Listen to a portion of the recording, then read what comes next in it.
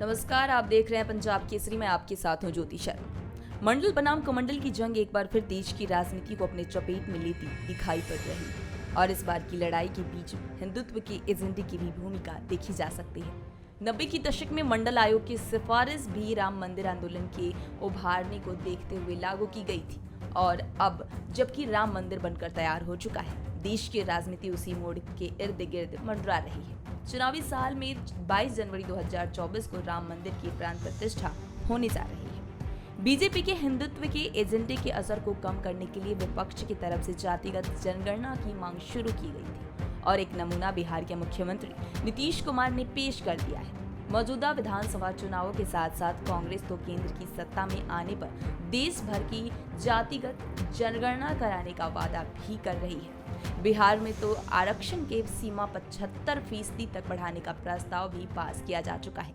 जाहिर है कि ये सब बीजेपी की गोर हिंदू वोटर को कमजोर करने की मकसद से किया जा रहा है। हेमंत बिस्वा शर्मा जैसे बीजेपी नेता अगर डंकी की चोट पर कहते हैं कि मुसलमानों के वोट उनको नहीं चाहिए, तो उसके पीछे वोट बैंक कौन हो सकता है? सीधा सा सवाल और सीधा सा जवाब यही है कि उसके पीछे हिंदू का वोट बैंक ही है। अब ऐसी खबर आ रही है कि राष्ट्रीय स्वयंसेवक की सामाजिक समरसता प्रोजेक्ट के साथ साथ भारतीय जनता पार्टी का अपना मास्टर स्ट्रोक ला रही है, जिसे ओबीसी सर्वे के रूप में देखा जा रहा है। जातीय राजनीति पर बीजेपी का खामोशी भारी जान है। बिहार में हुई जातिगत गणना की रिपोर्ट चाहे जितना भी खामियां गिनाई गए, लेकिन चर्चा की तो हर तरफ। पहले अफसरों की प्रेस कॉन्फ्रेंस में जातियों को संबोधित आंकड़े बताए गए, फिर विधानसभा में सामाजिक और आर्थिक सर्वे रिपोर्ट पेश की गई और अब तो उससे काफी आगे कदम बढ़ाते हुए बिहार के नीतीश कुमार सरकार ने आरक्षण की सीमा 75% तक बढ़ाने जाने का प्रस्ताव भी पास कर दिया है।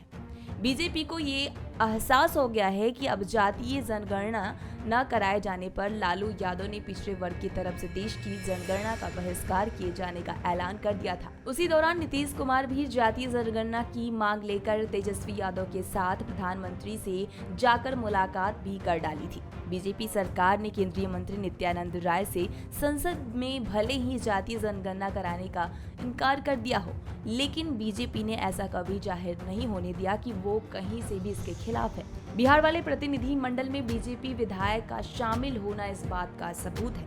जातिगत गणना को लेकर पहली बार अमित शाह ने बिहार के मुजफ्फरपुर में बीजेपी का पक्ष रखा, तो पूरी तैयारी के बाद अमित शाह बयान से पहले बीजेपी ने दिल्ली में पूरा प्लान बना चुकी है। अमित शाह से पहले बीजेपी के ओबीसी मोर्चा के प्रमुख के लक्ष्मण की तरफ से बस इतना ही बयान था कि नीतीश कुमार की जातिगत गणना के जवाब में बीजेपी चुनावी राज्यों के ओबीसी बैठकों की योजना बना रही है और ये अक्टूबर 2023 की शुरुआत में बात की गई थी। बिहार की रैली से ठीक पहले अमित शाह ने जातिगत गणना की छत्तीसगढ़ में चर्चा छेड़ी थी और उससे पहले तेलंगाना में भी वो इस बात का ऐलान कर चुके थे कि चुनाव के बाद अगर बीजेपी की सरकार बनती है तो मुख्यमंत्री ओबीसी समुदाय से ही होगा।